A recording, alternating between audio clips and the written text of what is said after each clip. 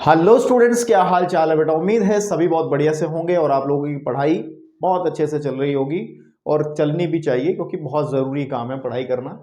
आज इस chapter number 3 जो क्लास 11th का हमने चलाया हुआ है पिछली कुछ वीडियो से, कुछ लेक्चर से, ट्रिग्नोमेट्रिकल फंक्शन, उसका ये 4th लेक्चर है और इस 4th लेक्चर के अंदर मैं आपके सामने बात करूंगा एक्सरसाइज 3.2 के इंट्रोडक्शन की। और 3.2 इंट्रोडक्शन के अंदर बेसिकली चैप्टर सही मायने में यहीं से शुरू होता है और त्रिकोणमितीय फलन क्या होते हैं इस बारे में हम लोग बात करेंगे। त्रिकोणमितीय फलन, ट्रिग्नोमेट्रिक फंक्शन क्या होते हैं, है ना, इस बारे में हम अब बात करनी शुरू करेंगे। और फलन इससे पहले वाला चैप्टर था, फंक्शन इससे पहले वाला चैप्टर था, बहुत अच्छे से किया है, आप लोगों को पता है, प्लेलिस्ट में है।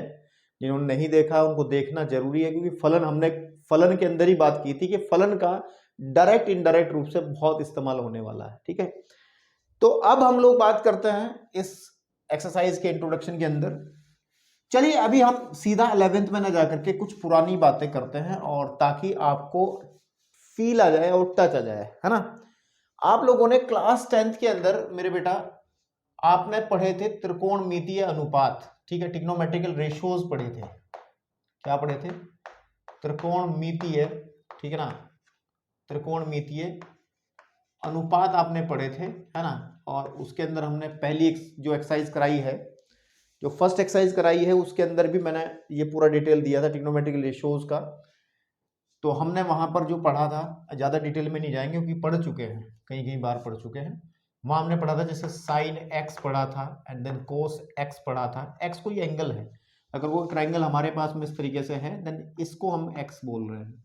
इस एंगल एक्स के लिए हम ये त्रिकोणमितीय अनुपात बना रहे हैं, तो इसका मतलब x के सामने का जो ये कोण, ये जो साइड है, ये लंब हो जाएगी। ये आपको सब बात पता है। और ये अगर 90 एंगल है तो ये आपका कर्ण बनेगा, ठीक है, और ये आपका आधार बनेगा। ये बेसिक बातें हम लोग कर चुके हैं।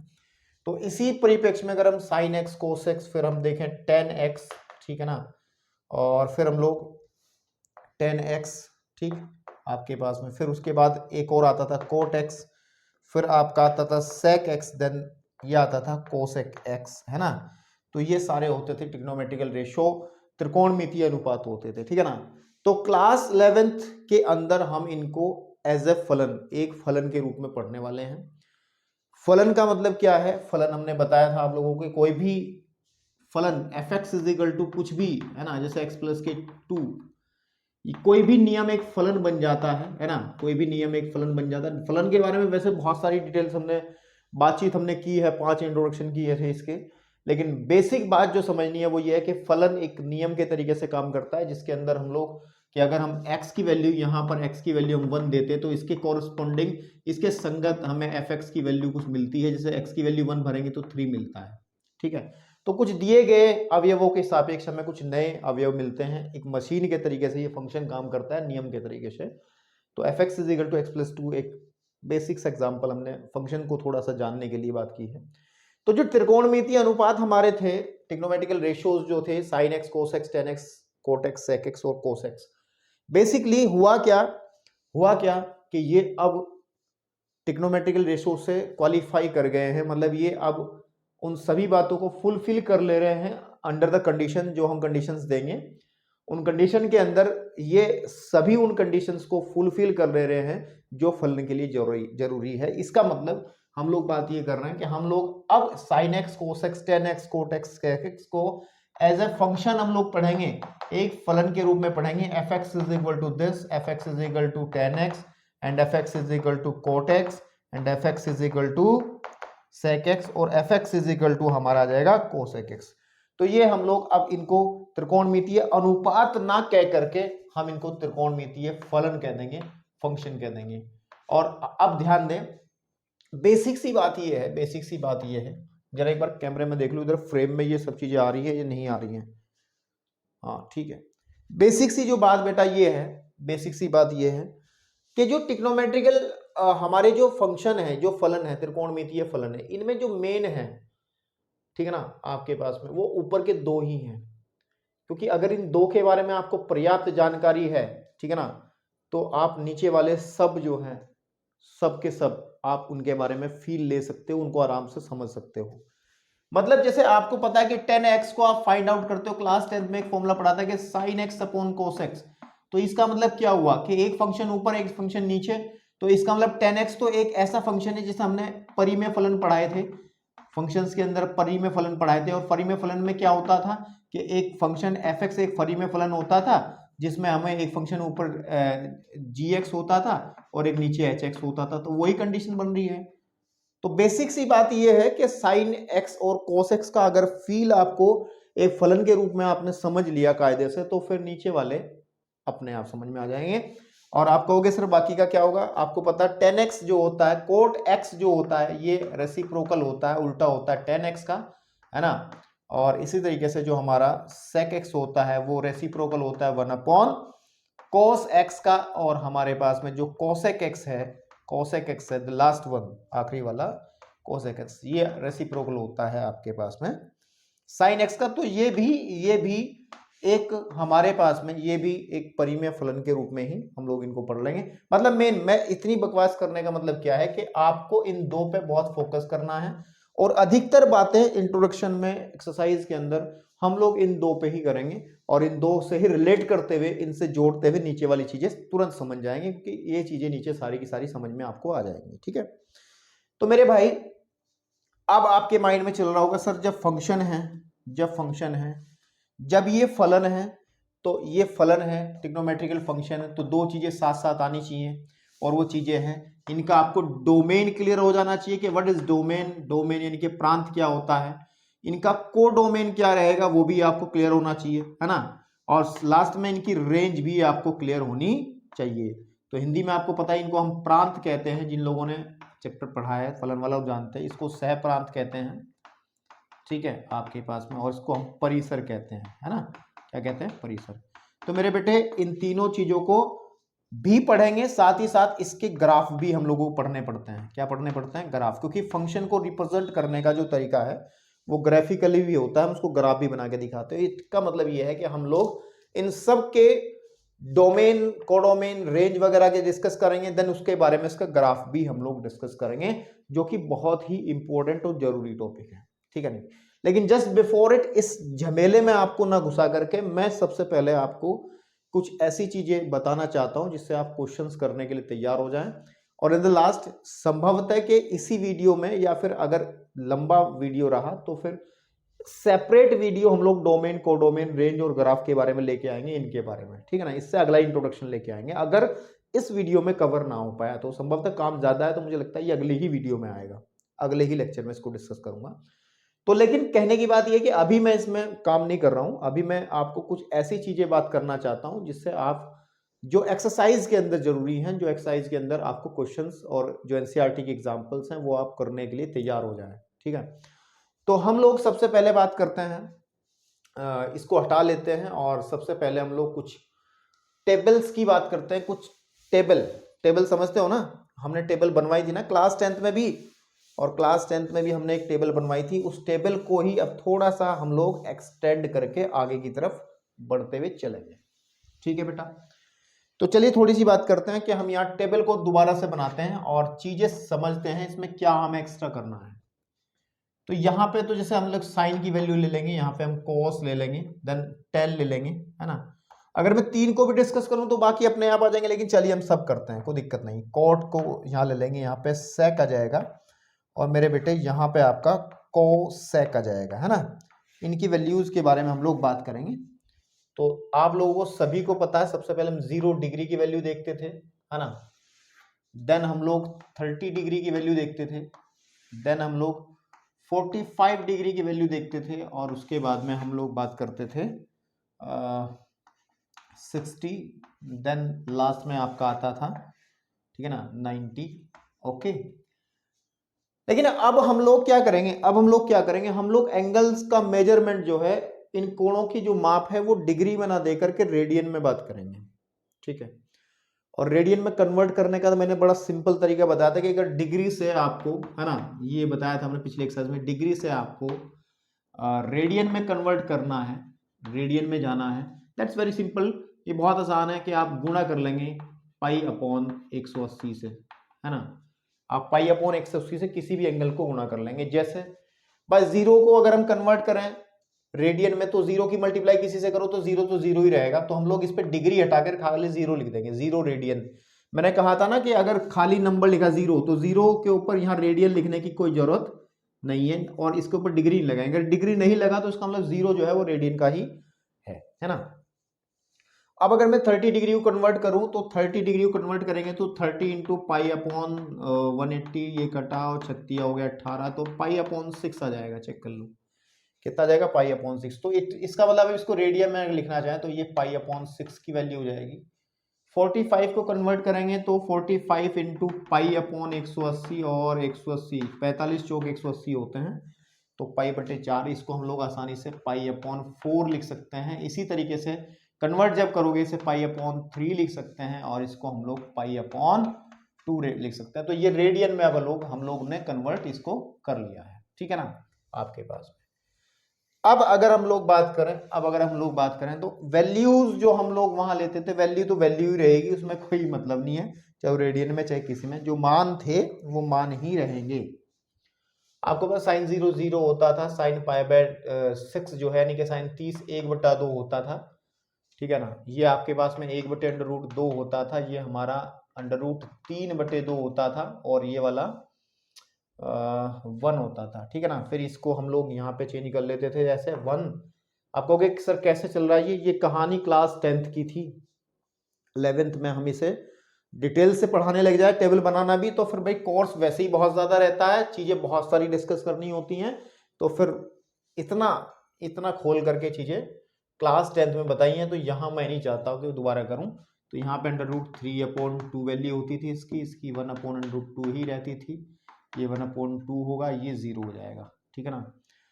देन उसके बाद हम लोग एक बात करें, 10 जो होता था बेसिकली हमने पढ़ा है कि जो 10 है, 10 जो x है that is sine x upon cos x। तो अगर हम 10 की वैल्यूज निकालेंगे तो 0/1 हमारा 0 होगा, इसको डिवाइड करेंगे तो आपके पास में 1/√3 आ जाएगा और ये आ जाएगा 1, ये आ जाएगा √3 और 1/0। साथ ही साथ हमने एक बात और बताई थी, हम इसको याद रख सकते हैं कि 1/0 इनफाइनाइट होता है और 1/इनफाइनाइट जो है वो 0 कंसीडर कर लिया जाता है, तो यहाँ पे ये इनफाइनाइट के अपरिभाषित रहेगा। फिर ये इधर की तरफ ऐसे कन्वर्ट कर लेंगे। ये मैं वैल्यू फटाफट लिख दे रहा हूं मैं, आप लोग इसको समझ सकते हैं क्योंकि हमने क्लास 10th में बहुत कायदे से, बहुत प्यार से और बड़े ही अच्छे से बताई थी बातें। सेक जो है वो कॉस का उल्टा होता है, तो 1 2/√3 हो जाएगा, ठीक है आपके पास में, ठीक है। देन ये आ जाएगा √2 आ जाएगा, ये 2 आ जाएगा, 0 का उल्टा जो है इनफाइनाइट और कोसेक इसका उल्टा बनेगा तो इनफाइनाइट, ठीक है ना। देन 2 एंड 2/√3 एंड 1, इनका यूज सबका होना है इसलिए हम बात कर रहे हैं। लेकिन बात ये क्लास 10th में इतनी ही थी, लेकिन हम क्लास 11th में हैं, तो क्लास 11th में इतनी बात से बात नहीं बनेगी, हम लोगों को आगे की तरफ चलना पड़ेगा, ठीक है। यानी कि कुछ और एडिशनल वैल्यूज मेरे को उसमें ऐड करनी पड़ेंगी और वो वैल्यूज रहेंगी, ठीक है ना, वो वैल्यूज रहेंगी, उन वैल्यूज को आपको जान लेना जरूरी है। मैं थोड़ी, मुझे जगह ज़्यादा उधर चाहिए तो मैं इसमें ही छोटे छोटे कॉलम बना दे रहा हूँ यार, क्योंकि ज़्यादा जगह मैंने इसमें ले ली है, तो ये मेरी गलती है, ठीक है। क्योंकि आपको पता है अभी भरेंगे देखो, अगर मेरे पास में सपोज कर लो, ठीक है ना, आपके पास में, मेरे पास में, हम लोगों ने ये सिस्टम बनाया है, ये एक्स एक्सिस है ना, और ये वाई एक्सिस है। आप सभी को पता है कि यहां से हम लोग अगर एंगल काउंट करना शुरू करेंगे यहां से, ठीक है ना, क्योंकि भुजा हमारी दो होती थी, कोण बनाने वाली दो भुजाएं होती थी, एक हमारी नीचे वाली जो होती थी इसको प्रारंभिक रेखा यानी कि इनिशियल साइड कहते थे, है ना आपके पास में, तो और दूसरी जो साइड होती है तो टर्मिनल साइड होती थी, टर्मिनल साइड, और टर्मिनल साइड ऐसे हम लोग घुमाते थे, है ना, कि अगर ये ऐसे चलेगी तो एंगल बनेगा धनात्मक, हमने ये बात बताई थी आप लोगों को, ठीक है ना। एक पेन उठा लो ताकि अच्छे से क्लियर हो जाए कि अगर ये इनिशियल लाइन को ऐसे रखें, ये वाली लाइन जब ऐसे चलती है एंटी क्लॉकवाइज तो एक धनात्मक कोण बनता है, और जब ये नीचे की तरफ चलती है तो ऋणात्मक कोण बनता है, तो इस चीज को थोड़ा समझना है। सपोज कर लो हमारे पास में ये लाइन जो है यहां से जब स्टार्ट होगी, यहां से तो यहाँ से ये ऐसा कोण बना रही है। जब यहाँ पे ये एक दूसरे के ऊपर रहेगी तो ये वाला एंगल 0 डिग्री बनेगा, ठीक है ना, आपके पास में 0 बनेगा। हम 0 रेडियन में बात कर रहे हैं तो डिग्री में नहीं बात कर रहे हैं। और जब यहाँ पे पहुंच जाएगा सीधा, बिल्कुल ये लाइन ऊपर आ जाएगी, यानी कि इसके ऊपर ओवरलैप कर जाएगी, तो ये वाला जो एंगल बनेगा ये 90 होगा। 90 डिग्री को हम जब रेडियन में लिखेंगे तो π/2 कह देंगे इसको, π/2। इधर की तरफ जब ये लाइन यहाँ पहुंचेगी तो यहाँ कितना एंगल बनेगा, है ना, यहाँ एंगल बनेगा पाई, बन जाएगा पूरा का पूरा। ये एंगल हमारा घूम करके कितना बनेगा, पाई। यहाँ पे बन जाएगा आपके पास में पाई मतलब 180, समझ रहे हो ना, यहाँ तक 90, फिर 180 और यहाँ 270। और जब 270 डिग्री को आप रेडियन में कन्वर्ट करते हो तो π/180 से मल्टीप्लाई करते हो तो यह आ जाएगा आपके पास में कितना आ जाएगा, 3 नम 27 और 3 छंग 18, 3 तिया 9, 3 दूनी 6, 3π/2 आ जाएगा। तो ये यहाँ पे जो एंगल बनता है वो बनता है 3π/2। और जब घूम करके जाते हैं लास्ट में, यहाँ जब पूरा रेवोल्यूशन कंप्लीट हो जाता है, एक परिक्रमण पूरा हो जाता है, ठीक है बेटा, तो हम लोग यहाँ कहते हैं ये 2π हो जाएगा। कितना हो जाएगा, 2π, ठीक है ना, पूरा रेवोल्यूशन में 2π। तो मीन्स मेरा कहने का मतलब ये है कि हम लोग अब ये को π/2 तक हम पहुंच ही चुके हैं, तो हम लोग यहाँ पे पाई की वैल्यू देखेंगे, कितनी वैल्यूज बनेंगी पाई की। देन हम 3π/2 की वैल्यू देखेंगे, है ना, आपके पास में। और देन हम 2π की वैल्यू देखेंगे। तो ये ध्यान देने वाली बातें हैं, ठीक है। तो हम इस टेबल के अंदर जो एडिशनल चीजें करेंगे, जो पढ़ेंगे हम, वो पाई, ठीक है। इस हमने क्लास 10th तक सिर्फ चक्का जो घुमाया था वो यहां तक के बारे में बात की थी। इस बीच में जो कुछ एंगल्स थे, जैसे 30 है एंड 45 है, फिर 60 है, तो उन सब की वैल्यूज हमने पहले जान ली थी। लेकिन अब इससे थोड़ा आगे बढ़ रहे हैं कि यहाँ पर क्या क्या वैल्यूज इनकी बनेंगी, उसके बारे में जानकारी लेनी है, ठीक है। कहो मतलब अगर मैं चाहूं तो आपको ये वैल्यूज डायरेक्ट भी बता सकता हूं, और डायरेक्ट बता करके अगर आप इसको याद रख लोगे, रट्टा मार लोगे, तो क्वेश्चन करने में दिक्कत बिल्कुल नहीं आएगी इस काम से भी, ठीक है। अगर मैं डायरेक्ट आपको वैल्यूज यहां पे बता दे रहा हूं, क्योंकि आपको पता है साइन और कोस की पता चल जाए, नीचे वाली तुम अपने आप पेल दोगे। अब मेरे भाई लेकिन फील नहीं आएगा। इस इंट्रोडक्शन की खास बात यही है कि अगर मैं चाहूं तो आपको इस इंट्रोडक्शन को 15 मिनट में खत्म कर दूं, डायरेक्ट आपको रिजल्ट बता करके, जो रिजल्ट है, जो इंपॉर्टेंट पॉइंट्स हैं जिनसे आप क्वेश्चन सॉल्व करोगे, उनको बता करके मैं चलता बनूं। लेकिन फील लाने के लिए, आपको समझने के लिए मैं पूरा डिटेल से पढ़ाने के मूड में हूं। तो अगर आपको चीजें भारी नजर आ रही हो तो जो जो पॉइंट्स मैं आपको बताऊंगा बीच में नोट करते रहें। अगर आपको डिटेल समझ में नहीं आ रही है तो आप जो मेन फॉर्मूले हैं, मेन पॉइंट्स हैं, उनको नोट करके क्वेश्चंस कर लोगे, ये मेरी गारंटी है, ठीक है। तो अब जरा हम इस टेबल को कंप्लीट करने के लिए आगे बढ़ते हैं। तो इसके लिए क्या करना होता है, इसके लिए थोड़ा सा हमें एक थोड़ा सा सिस्टम बनाना पड़ेगा। देखो, मैं क्या करता हूं, एक यूनिट सर्कल लेता हूं, यानी कि एक ऐसा वृत्त लेता हूं जिसकी त्रिज्या जो है, जिसकी त्रिज्या इकाई हो, इकाई त्रिज्या वाला एक वृत्त लेता हूं, है ना, इकाई वृत्त लेता हूं। तो इकाई त्रिज्या वाला जो वृत्त बनेगा आपके पास में, ठीक है, इकाई त्रिज्या वाला वृत्त, और इसके वृत्त को हम लोग क्या करते हैं, इस वृत्त को यहाँ पे कहीं इसका सेंटर होगा, तो मैं इस वृत्त को थोड़ा सा, इसके जो व्यास है, इस व्यास को थोड़ा सा एक्सटेंड कर देता हूँ, बढ़ा देता हूँ, और बढ़ा देता हूँ इस तरीके से, इसको कह लेता हूँ मैं, ये मेरा x हो गया और ये x डैश हो गया।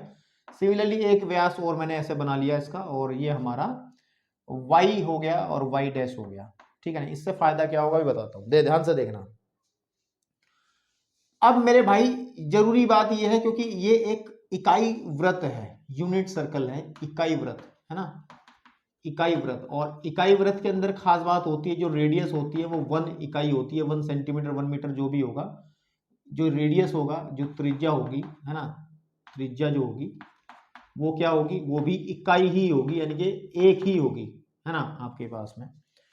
तो अगर मैं इस वृत्त के ऊपर कोई भी पॉइंट, सपोज कर लो, लेट्स से पॉइंट, यहाँ पे हमने कोई पॉइंट P ले लिया है, ठीक है, कोई पॉइंट P ले लिया है, और अगर मैं इस सेंटर O को P से मिला लूं, है ना, तो OP तो त्रिज्या बनेगी ना, OP तो त्रिज्या बनेगी ना। अच्छा, एक काम और कर लो, सपोज कर लो इस वाले पॉइंट को हम A कह लेते हैं, इस वाले पॉइंट को हम B कह लेते हैं, इस वाले पॉइंट को हम C कह लेते हैं, एंड इस वाले पॉइंट को हम लोग D कह लेता हूं। जो सिस्टम में तैयार आपके सामने कर रहा हूं बेटा, वो ध्यान से सुनना मेरी बातों को। इस सिस्टम से बहुत सारे रिजल्ट निकलेंगे। आई थिंक जितने फॉर्मूले हो सकते हैं एक्सरसाइज में इस्तेमाल होने वाले इसी सिस्टम से जनरेट हो जाएंगे। अगर ये सिस्टम आपको समझ में आ गया तो फिर मजा आ जाएगा। आप ध्यान से सुने, सपोज कर लो ये जो हमारे पास में ये जो ओपी है इसको मैं कह देता हूं टर्मिनल, यानी कि ये आपकी अंतिम भुजा है जो एंगल बना रही है, टर्मिनल। और ये वाली हो गई हमारी इनिशियल साइड जो एंगल बना रही है, यानी कि कौन सी भुजा, प्रारंभिक भुजा। सपोज करो इसके बीच का ये जो एंगल है दैट इज एंगल एक्स, ये एंगल आपके पास में हो जाएगा एक्स। ठीक है, अब ध्यान देंगे, अब ध्यान देंगे त्रिकोणमिति, त्रिकोणमिति, ठीक है, और निर्देशांक ज्यामिति, दो अलग अलग चीजें हैं। निर्देशांक ज्यामिति अब तक आपके लिए अलग अलग थी। दीज टू थिंग्स, ये दो टॉपिक्स आपके लिए अलग अलग थे आज तक क्लास 10th तक, ठीक है ना। लेकिन अब इनका समावेश होने वाला, मिलन होने वाला, संगम होने वाला है। अब इसी सिस्टम के अंदर हम इन दोनों चीजों को इस्तेमाल करते हुए बहुत तगड़े तगड़े रिजल्ट निकालेंगे और मजा आएगा। ठीक है, देखिए कैसे क्या होना है। अब मुझे बात सुनिए जरा, पहले मैं एक बात कर लेता हूं आपके सामने। अगर मैं आपसे कहूं कि सर देखो हमारे पास ये इकाई वृत्त है ना, तो अगर मैं इसको पूरा कहीं लिखूं, है ना, कहीं को लिखूं मैं, तो ओ केंद्र वाला, ओ केंद्र वाला, ठीक है, ओ केंद्र वाला हमने एक इकाई वृत्त लिया, इकाई वृत्त लिया, जिसमें हम लोग ये कह सकते हैं कि जो हमारे पास में ओ ए है that is equal to O B that is equal to O C that is equal to O D, यानी कि ये वाली साइड, ये वाली साइड, ये वाली साइड, ये वाली साइड, और साथ ही साथ ओ पी भी जो है ये सब इकाई होंगी, यानी कि 1 यूनिट होंगी आपके पास में, सारी की सारी इक्वल होंगी और ये 1 यूनिट के इक्वल होंगी। एक मात्रक 1 सेंटीमीटर 1 मीटर जो भी हो सकता है, एक इकाई के इक्वल होगा, है ना। इतना समझ में आ रहा है बात। तो मेरे भाई अब आपसे ही पूछूंगा मैं, तो अगर ये डिस्टेंस हमारी 1 है, ठीक है, ये डिस्टेंस हमारी 1 है, तो कितने बच्चे हैं इस ए के कोऑर्डिनेट मुझे बता देंगे। होंगे बहुत सारे होंगे, बातचीत ही तो नहीं हो पा रही, लेकिन आपको पता है हम लोग जब इसके निर्देशांक लिखते थे भुज और कोटि के रूप में, तो एक्स एक्सिस पे हमारे पास में जब भी कोई पॉइंट लेते थे तो उसमें वाई के कोऑर्डिनेट 0 होता था, 1,0। तो इस ए के कोऑर्डिनेट अगर मैं यहां लिखूं, इस ए के कोऑर्डिनेट 1,0 रहेंगे हर कीमत पर, हर स्थिति में 1,0, क्योंकि ये 1 है ना, हमने इसको इकाई सर्कल लिया ना। इसी तरीके से अगर मैं बी की बात करूं मेरे भाई, तो बी के जो कोऑर्डिनेट रहेंगे मेरे बेटे वो रहेंगे 0,1, ठीक है ना आपके पास में। और इस सी के जो कोऑर्डिनेट रहेंगे, इस सी के जो कोऑर्डिनेट रहेंगे वो -1,0 रहेंगे, और डी के कोऑर्डिनेट रहेंगे -0,-1, 0, और -1। ठीक है, आप कहोगे सर अभी तक कुछ हासिल नहीं हो रहा, हासिल सब होगा, बड़े प्यार से आराम से समझते चलें चीजों को, इतना तो क्लियर है ना। अब मेरी बात एक ध्यान रखना, आपको फिजिक्स में भी कहीं ना कहीं काम में आ जाएगी, लेकिन वो फिजिक्स में याद रखने की जरूरत नहीं, वो अंडरस्टूड है, ऐसा होता है। वो क्या है कि अगर मेरे पास में कोई समकोण त्रिभुज, ध्यान से देखना इस बात को जो मैं आपको बताना चाह रहा हूं, अगर मेरे पास में कोई भी समकोण त्रिभुज है, ठीक है, समकोण त्रिभुज है, और इस एंगल को सपोज मैंने एक्स कह दिया, ये वाली साइड मैंने ए कह दी, ये वाली साइड मैंने बी कह दी, तो ए को अगर हम निकालना चाहते हैं एक्स के पदों में, तो याद रखना हमेशा, अगर ये वाली साइड हमारी, ये वाली सपोज साइड हमारी सपोज कर लो आर है, तो ये वाली हमारे पास में नीचे वाला जो आधार होगा ये आर कॉस एक्स हो जाएगी, ठीक है ना। मैं कहना क्या चाह रहा हूं, इस समकोण त्रिभुज के अंदर ध्यान देना कि अगर हमारे पास में ये जो कर्ण है ये 90 डिग्री है, ये जो कर्ण है वो आर है, तो आधार जो आपके पास में होगा वो आर कॉस थीटा होगा, और ये जो लंब होगा वो आर साइन थीटा होगा। आप कहोगे सर ऐसे कैसे, साइन थीटा नहीं ले रहा हूं मैं, एक्स ले रहा हूं, तो साइन एक्स लिखेंगे। आप कहोगे सर ऐसे कैसे, ऐसे ही नहीं हो जाता, देखो बताता हूं। अगर मैं इस ट्रायंगल के अंदर भूल जाओ इस ट्रायंगल के अंदर मैं ऐसी चीज लिख पा रहा हूं, भूल जाओ, हमें नहीं पता, मैं कोस एक्स फॉर्मूला लगा लेता हूं। कोस एक्स, कोस होता है आधार बटे, क्या होता है बताओ, आधार बटे कर्ण। तो आधार है ए बटे कर्ण है आर, ठीक है ना, कर्ण है आर। देन हम ये कह सकते हैं आर को उधर गुणा में ले जाकर के कि R cos X should be equal to A, और मैंने क्या लिखा था अभी, इसको आर कॉस एक्स ही तो लिखा था, बताओ मैंने लिखा था, ये लिखा था। फिर इसको बी को हम लोग अगर साइन फॉर्म लगा देंगे, साइन एक्स होगा लंब बटे कर्ण, लंब बटे कर्ण, यानी कि हमारे पास में b अपॉन आर, तो अगर मैं b की वैल्यू निकालूंगा तो r साइन x बराबर होगा b के, तो ये होगा r साइन x, ठीक है ना। या बेसिक सी बात है, छोटी सी बात है और हमेशा ध्यान रखने वाली बात है, आपको अगर कभी भी एक समकोण त्रिभुज मिलता है, ध्यान से देखना, इस तरीके से ध्यान से देखना, मैं बता रहा हूं, ठीक है, आपके पास में, और ये एंगल अगर x है और ये वाली साइड आपके पास में सपोज कर लो r है, तो डायरेक्ट आप कह देना जो नीचे वाली साइड होगी, क्षैतिज जो साइड है, यानी कि आपके पास में ये आधार जो है इसका, है ना, ये आधार जो है वो हमेशा r cos x हो जाएगा, और जो ये वाली जो लंब है इसका, वो लंब हमेशा r sin x हो जाएगा। तो याद रखना है कि जिसके साथ में x एंगल बना रहा है वो वाली r cos x, और जो लंब है वो r sin x हो जाएगी आपके पास में। तो इसी कॉन्सेप्ट का बड़े ही सफाई से मैं इस्तेमाल करते हुए, अगर मैं यहां पर इसको एक समकोण त्रिभुज बना दूं, ठीक है ना, मेरे पास में समकोण त्रिभुज बना दूं, ठीक है ना, आपके पास में इस पॉइंट को अगर मैं m कह दूं, तो मेरे भाई आप मुझे बता सकते हो क्या, आप मुझे बता सकते हो कि ये वाली जो साइड है OM, ये क्या बनेगी, ये cos x बनेगी या नहीं बनेगी। आप कहोगे सर r कहां गया, अरे r इज इक्वल टू 1 है ना, क्योंकि ये इकाई सर्कल है, तो r की वैल्यू यहां पर जो अगर हम r ले भी लें, लेकिन हम लोग इसकी त्रिज्या को 1 लेके चल रहे हैं तो 1 लिखेंगे ना। तो हम लोग यहाँ पे याद रखना है कि ये हमारा OM जो है वो cos x बन जाएगा, और इसी तरीके से ये वाला जो हिस्सा है, ये जो OP है यानी कि लंब है, जैसे ये r sin x बना था, इसको हम लोग कह देंगे ये sin x हो जाएगा। अब आप बहुत समझदार बच्चे हो, अगर मैं एक चीज आपके सामने लिख दूं तो थोड़ा सा सोचना इस बात को बहुत कायदे से। जब ये cos x है और ये sin x है, तो x अक्ष से दूरी आपकी sin x है और y अक्ष से दूरी cos x है, तो अगर मैं इस p के कोऑर्डिनेट लिखना चाहूंगा तो मेरे बेटे p के कोऑर्डिनेट आएंगे cos x sin x। Is that clear और नॉट।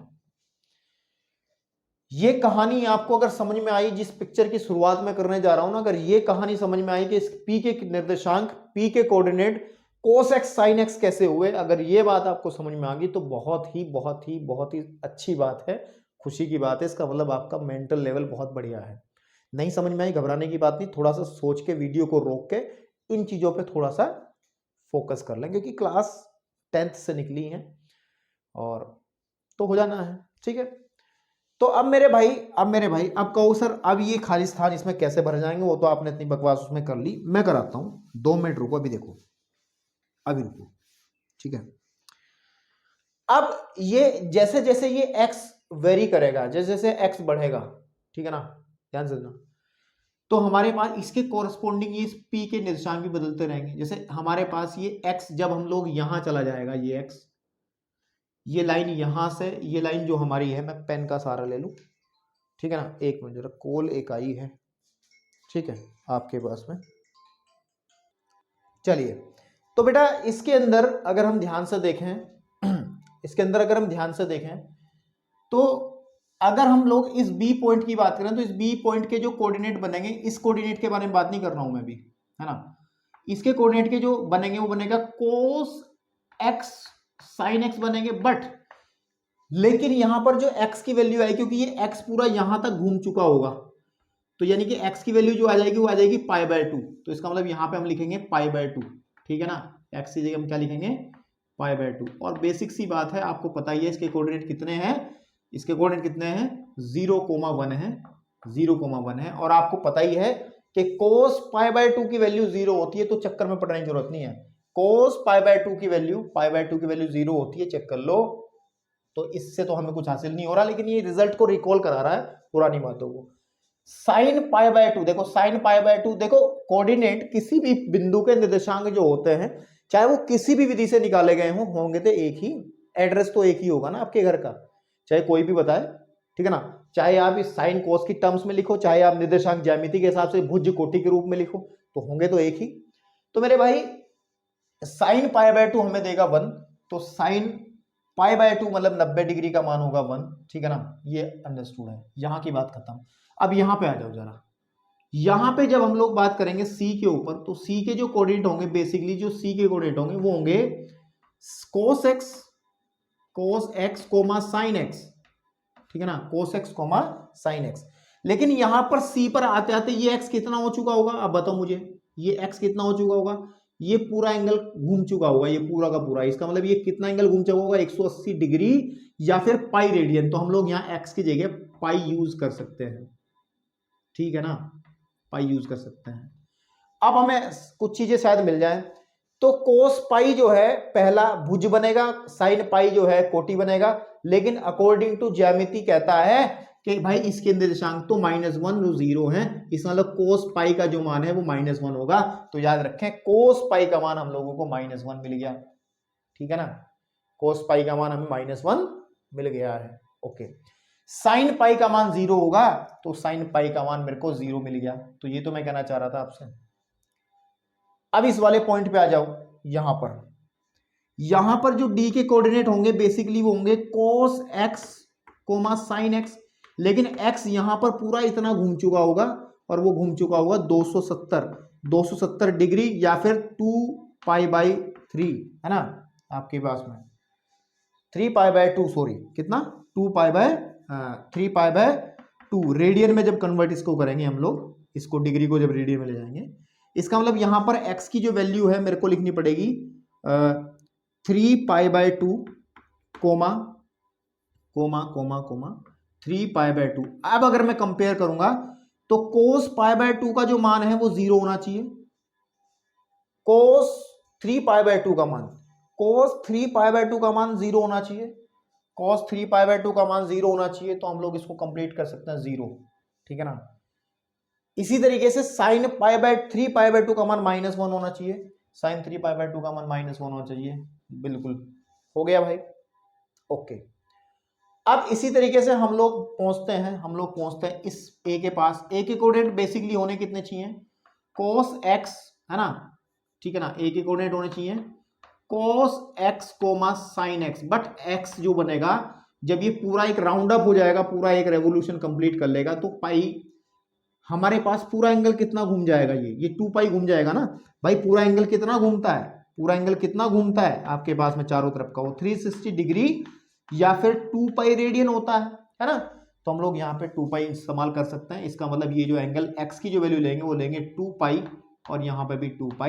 इसका मतलब cos 2π की वैल्यू 1 है, cos 2π की वैल्यू हमें मिल जाएगी 1, और sin 2π की वैल्यू मेरे को मिल जाएगी 0, ठीक है ना आपके पास में। बस हमने कहा था कि दो चीजों के बारे में जानकारी हमें मिल जाए तो पर्याप्त है, देन हम लोग आगे ऐसे ही बढ़ सकते हैं इजीली। चलिए, तो कहने की बात यह है कि 0 -1 0 -1 0 और 1। अब आप इस चक्कर को नहीं दिमाग में रख पा रहे हैं तो घबराने वाली कतई भी बात नहीं है। अगर इसको आप डायरेक्ट जैसे क्लास 10th में इस्तेमाल लाते थे, अगर आप इसको डायरेक्ट भी याद कर पा रहे हैं तो भी समय के ऊपर छोड़ दो, जब दिमाग थोड़ा सा और चीजें को गेन करेगा तो अपने आप समझ में आ जाएंगी। अभी इसको याद करके भी आप छोड़ सकते हो। तो अब अगर इस टेबल को कंप्लीट कर लिया जाए तो 10 की बात करते हैं, तो 10 पाई की वैल्यू हो जाएगी साइन पाई अपॉन कोस पाई होता है, 10 जो होता है 10x इज इक्वल टू हो जाएगा sine x upon cos x, ठीक है ना। तो दिस अपॉन दिस, है ना, 0 यहाँ पे 0 अपॉन -1 0 ही बनेगा, और दिस अपॉन दिस इनफाइनाइट बन जाएगा, दिस अपॉन दिस हमारा 0 बन जाएगा, ठीक है आपके पास में, ठीक है। देन कोट में बात करें तो कोट के अंदर हम लोग 10 का उल्टा कर लेंगे, क्योंकि 10 का रिश्तेदार कोट होता है और वो रेसिप्रोकल यानी कि उल्टे वाला संबंध है। 0 का उल्टा हम लोग करते हैं तो इनफाइनाइट आता है, इनफाइनाइट का उल्टा हम 0 करते हैं, इसका इनफाइनाइट आ जाएगा, ठीक है ना। देन सेक में हम लोग क्या करते हैं, सेक में इस कोस की वैल्यूज को उल्टा कर लेंगे तो ये तो -1 ही आ जाएगी, और 0 का उल्टा इनफाइनाइट आ जाएगा, और 1 का उल्टा 1 आ जाएगा। फिर कोसेक में हम साइन की वैल्यूज को उल्टा कर लेंगे तो यहाँ पे इनफाइनाइट आ जाएगा, यहाँ पर आपका -1 ही रहेगा, और यहाँ पर भी आपका इनफाइनाइट आ जाएगा, ठीक है ना। तो दैट्स ऑल ओवर, ये हमारा था, हमने क्लास 10 से थोड़ा आगे बढ़े हैं और इनकी वैल्यूज हमने निकाली है। तो पॉज द वीडियो और इसको स्क्रीनशॉट आप ले लो ताकि मैं आगे की बात अपनी कह सकूं आप लोगों से।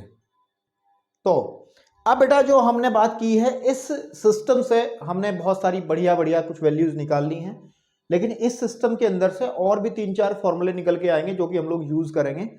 तो इसको थोड़ा सा और क्लियर करता हूं, और इसको दोबारा से हम लोग थोड़ा सा यहाँ पे ध्यान देते हैं कि सपोज कर लो हमारे पास में हमारे पास में सपोज कर लो ये एक यूनिट सर्कल है, ठीक है ना।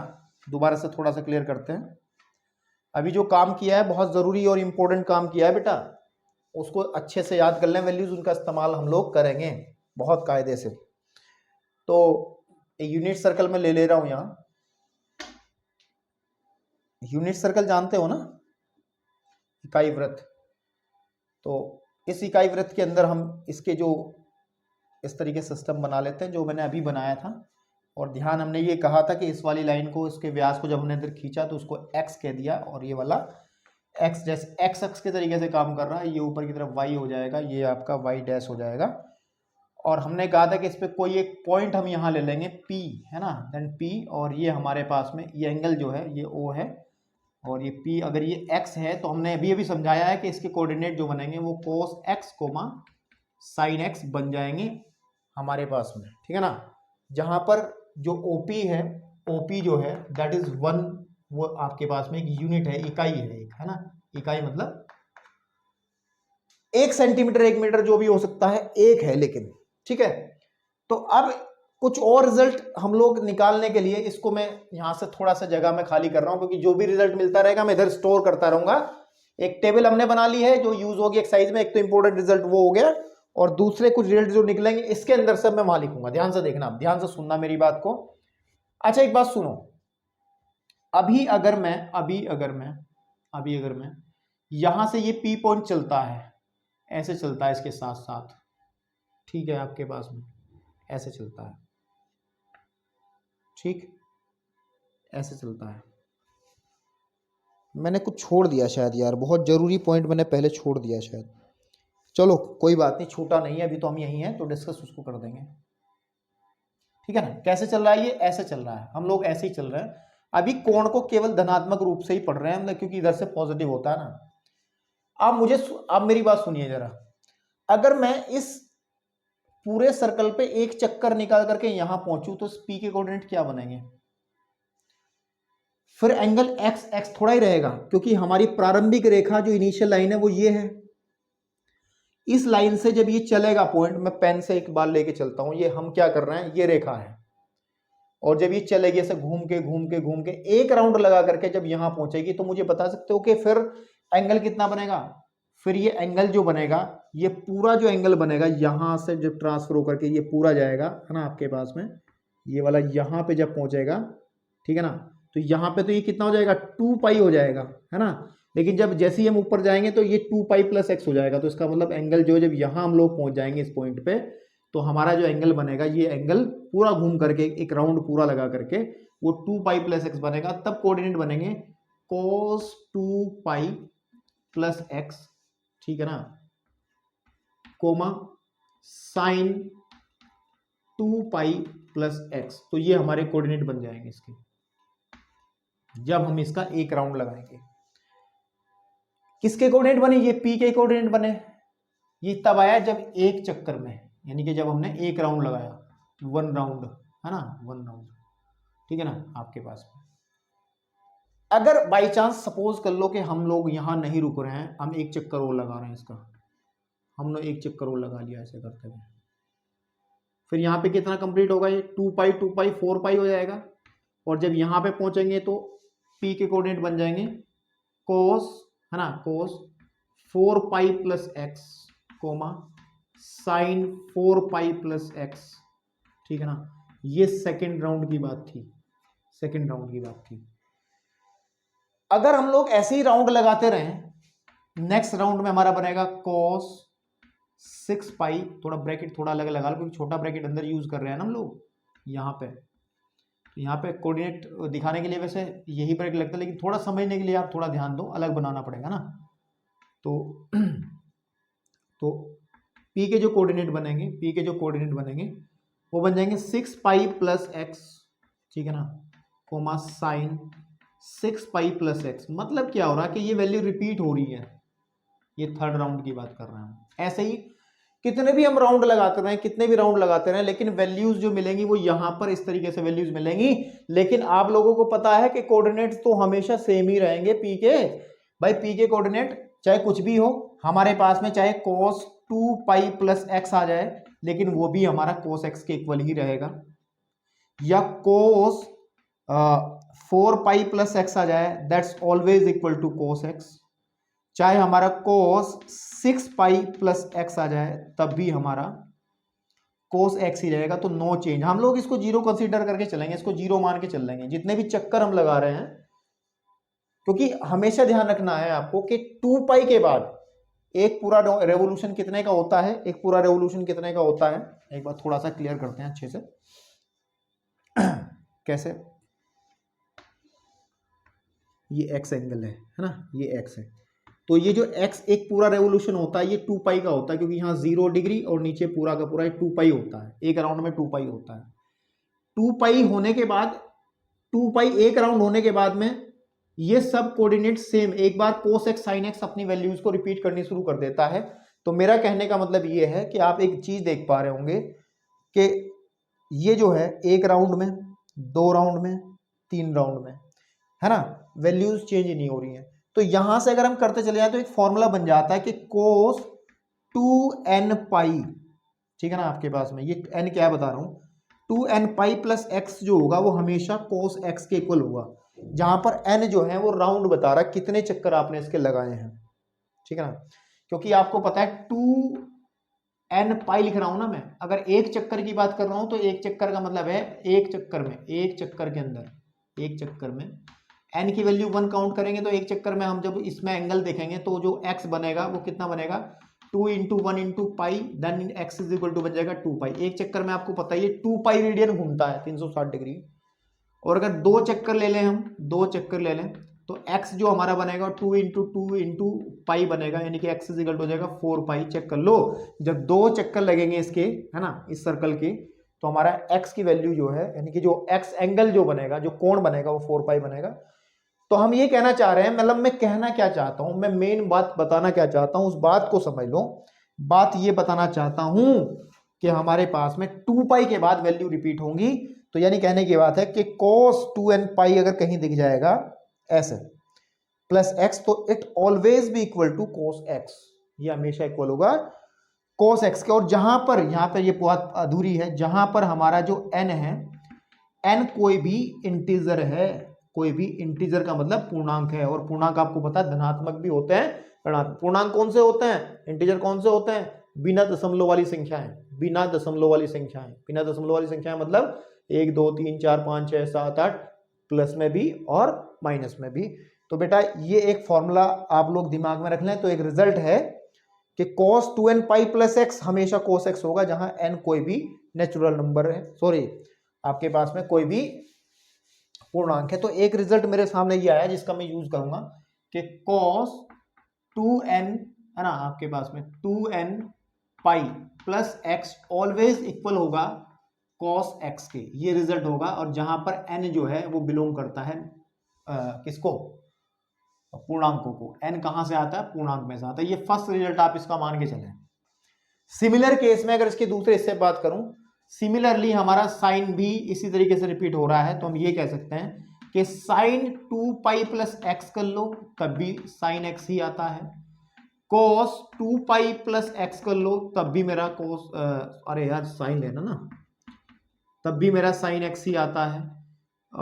4 पाई कर लो चाहे, है ना, और साइन 6 पाई प्लस एक्स कर लो, कितने चक्कर काटो तब भी, ठीक है ना, एक्स ही आता। तो इससे भी हम एक रिजल्ट बना सकते हैं कि साइन 2n पाई, है ना, 2n पाई प्लस x जो है वो हमेशा साइन x होगा। हम लोग ऐसा मान लेते हैं, है ना, कि sign 2n pi plus x जो है वो भी साइन x के ही बराबर होगा।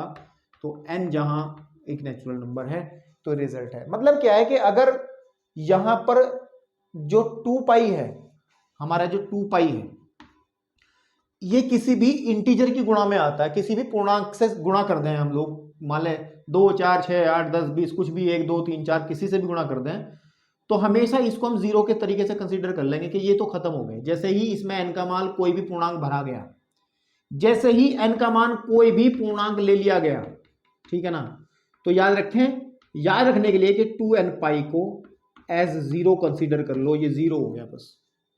n जैसे ही कोई पूर्णांक होता है, पूर्णांक होता है, ध्यान रखना, कोई परिमेय संख्या ना हो जाए, फिर दिक्कत हो जाएगी। पूर्णांक मतलब कोई पूरा संख्या अगर पूरे, भाई देखो जो चक्कर कटेंगे, जो चक्कर रेवोल्यूशन होंगे, जो परिक्रमण होंगे तो पूरे ही होंगे ना, कोई संख्या ही आएगी, 1 चक्कर, 2 चक्कर, 3 चक्कर, 4 चक्कर। हम लोग ऐसा थोड़ा ही कहेंगे कि 1.5 चक्कर, 3.5 चक्कर, 4 चक्कर, ऐसी कोई बात नहीं होगी, तो पूरी ही होगी ना, पूर्णांक ही आएगा। तो इन रिजल्ट को अच्छे से कायदे से दिमाग में रख लो, इनका मैं यूज बड़े ही बढ़िया तरीके से आपके सामने करूंगा, ठीक है। चलिए एक रिजल्ट आपके सामने आया। अब एक चीज और देखना बेटा, एक चीज और देखना, मैं सबको